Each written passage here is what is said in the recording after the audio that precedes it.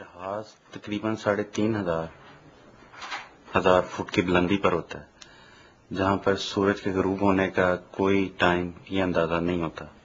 اس صورت میں کس وقت پر روزہ افطار کر سکتے ہیں جہاز میں؟ سورج جہاز میں بھی غروب ہوتا ہے لیکن تاخیر سے غروب ہوتا ہے۔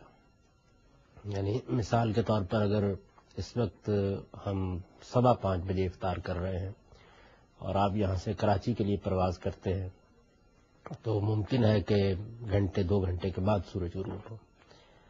تو میرے نزدیک تو ترجیح اسی بات کی ہے کہ جہاں آپ ہیں وہاں جب سورج غروب ہو تب آپ روزہ کھولیں، اس لیے کہ یہ بات میری سمجھ میں نہیں آتی کہ آپ پرواز کر رہے ہیں، سورج آپ کو سامنے نظر آ رہا ہے اور آپ روزہ کھول لیں۔ قرآن مجید نے ہم کو یہ بتایا ہے کہ آپ روزے کو فجر سے لے کر غروب آفتاب تک پورا کریں۔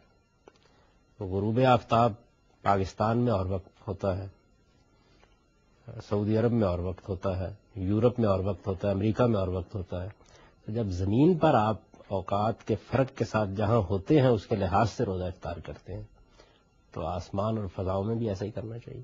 نہیں، اس میں بعض ایسے ممالک یہ کہا جاتا ہے کہ یعنی سورج غروب ہی نہیں ہوتا، تو ان جگہوں پر کیا حکم ہوگا؟ یہ استثنائی صورت ہوگی، یعنی کسی جگہ پر اگر سورج غروب نہیں ہوتا، واقعی ایسی صورت پیدا ہو جاتی ہے، ورنہ وہاں بھی افق پر آثار نمودار ہوتے رہتے ہیں جی جی، اور 24 گھنٹے سے زیادہ صورتحال پیدا ہو جاتی ہے، تو پھر اس میں اجتہاد کا طریقہ اختیار کیا جائے گا، یعنی قریب کے کسی علاقے کے لحاظ سے آپ روزہ رکھ لیں گے، روزہ افطار کر لیں گے۔ صحیح۔ اس میں عام طور پر جن ممالک میں یہ صورت پیدا ہوئی ہے 2 طریقے اختیار کیے گئے۔ ایک طریقہ یہ اختیار کیا گیا کہ قریب کی کسی جگہ کے اوقات کی پیروی کر لی جاتی ہے، اچھا، دوسرا طریقہ یہ اختیار کیا گیا کہ سعودی عرب کے اوقات کی پیروی کر لی جاتی ہے۔ تو یہ ایک اجتہادی مسئلہ ہے، صحیح، اس میں روزے کی روح کو قائم رکھتے ہوئے جو طریقہ بھی اختیار کر لیا جائے گا امید ہے اللہ تعالیٰ اسے قبول فرمائے گا۔ جی بالکل۔ یعنی اصلی مقصود تو یہ ہے نا کہ ایک خاص وقت تک آپ اللہ تعالیٰ کے حکم کی پیروی کرتے ہوئے اپنے لیے وہ چیزیں ممنوع قرار دے لیتے ہیں جو عام حالات میں آپ کے لیے مباح ہے۔ بالکل صحیح۔